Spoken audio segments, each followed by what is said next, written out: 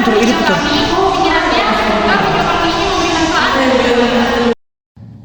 Alkisah, pada tahun ke-5 Hijriah, terjadi perang antara kaum muslimin Madinah melawan masyarakat Yahudi dari Bani Nadir, Bani Wa'il, musyrikin Quraisy, dan beberapa suku Arab yang masih musyrik. Oleh sebab itu, perang Khandaq juga disebut dengan perang Ahzab yang artinya perang gabungan. Muara peperangan ini adalah ketidakpuasan masyarakat Yahudi dari Bani Nadir dan Bani Wa'il terhadap keputusan Rasulullah SAW yang menempatkan mereka di luar Madinah. Mereka sangat kecewa dan marah, maka berangkatlah mereka ke Mekah untuk menemui beberapa tokoh kafir Quraisy. Mereka berniat untuk menghasut orang kafir Quraisy agar memerangi Rasulullah SAW. Sesampainya di Mekah, seorang tokoh Yahudi langsung menghasut beberapa orang kafir Quraisy yang sedang berkumpul. Wahai Bani Quraisy, mari kita perangi Muhammad. Mengapa kita harus memerangi Muhammad? Muhammad telah membuat kami menderita. Muhammad telah mengusir kami dari Madinah. Benarkah itu? Ya, kami menjadi sangat kesulitan karena Madinah adalah pusat kehidupan kami. Betapa jahatnya Muhammad. Kalau begitu kita harus memerangi Muhammad. Ya, betul sekali. Para kafir Quraisy itu benar-benar terhasut dengan ajakan kaum Yahudi. Bahkan mereka sangat mendukung peperangan itu. Sementara itu, di kediaman Rasulullah SAW, terlihat Rasulullah sedang bermusyawarah bersama sahabat-sahabatnya. Beliau sudah mendengar kalau kaum Yahudi akan menyerang kaum muslimin. Apa yang harus kita lakukan? Pasukan kita hanya 3.000 personil, sedangkan pasukan musuh mencapai 10.000 personil. Sepertinya taktik perang kita yang biasanya tidak akan berhasil.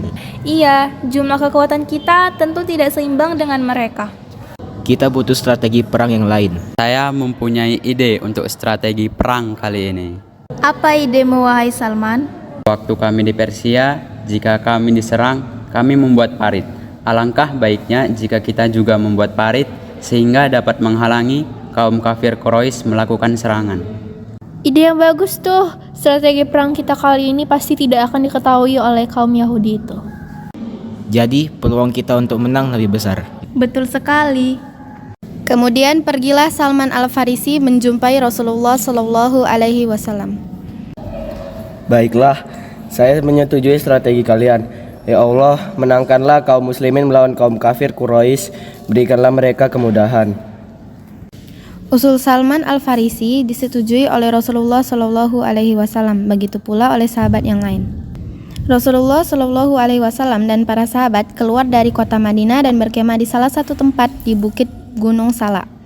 Selama membangun parit dalam waktu 10 hari, pertahanan kota di bagian lain juga diperkuat.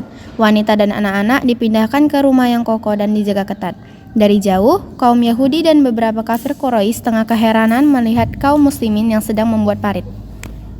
Ya ampun, apa yang sedang mereka lakukan? Entahlah. Mereka seperti sedang membuat sesuatu, tapi apa ya?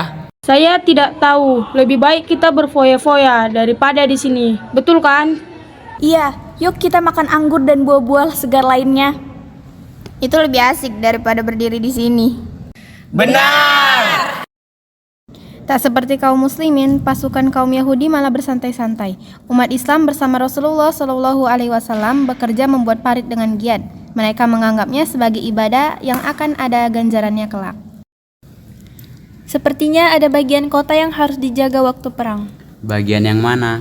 Bagian selatan Madinah. Kita minta tolong saja pada Bani Quraisy untuk menjaga bagian itu. Boleh juga, Bani Quraisy pasti mau membantu. Ketika kaum musyrikin sampai di kota Madinah, mereka terkejut melihat pertahanan yang dibuat kaum muslimin. Belum pernah hal ini terjadi pada bangsa Arab. Akhirnya, mereka membuat perkemahan mengepung kaum muslimin. Tidak terjadi pertempuran yang berarti.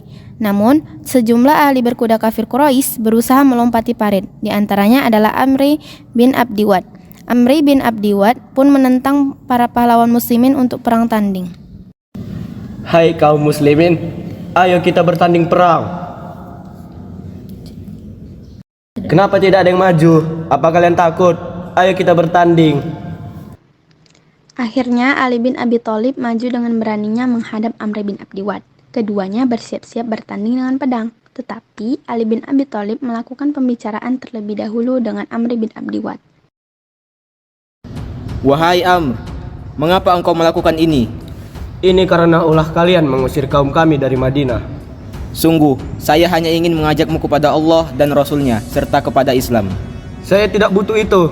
Saya hanya ingin mengajakmu bertanding. Tiba-tiba, Amr bin Abdi Wad turun dari kudanya dan memotong kedua kaki depan kudanya hanya untuk memamerkan kekuatannya. Lihat kekuatan saya. Amr bin Abdi Wad menatap ke sekelilingnya dengan wajah sombong. Saat Amr bin Abdi Wad sedang menyombongkan dirinya, Ali bin Abi Thalib juga melakukan hal serupa yang dilakukan Amr bin Abdi Wad kepada kudanya. Kaki Amr bin Abdi Wad terpotong.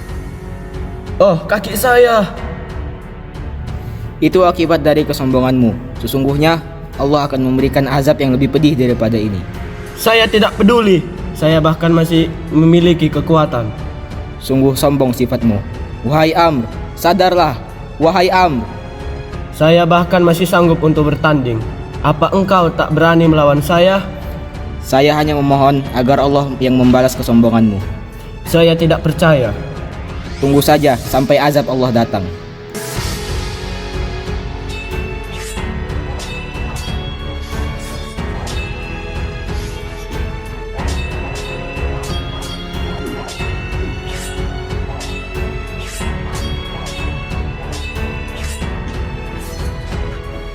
Tiba-tiba angin bertiup dengan sangat kencang sehingga meniupkan tubuh Amr bin Abdi Wad dan memporak-porandakan kemah pasukan Yahudi. Sementara itu, kaum muslimin selamat dari tiupan angin kencang itu karena Allah Subhanahu wa Ta'ala melindungi mereka. Akhirnya, pasukan kaum Yahudi kembali ke rumah mereka dengan kegagalan menaklukkan kota Madinah. Namun, saat peperangan, Bani Quraisyah mengkhianati perjanjian yang telah dibuat bersama kaum muslimin. Maka pada saat perang telah berakhir, pengkhianat dari Bani Quraisyah dihukum mati dan berakhirlah perang Khandaq yang dimenangkan oleh kaum muslimin.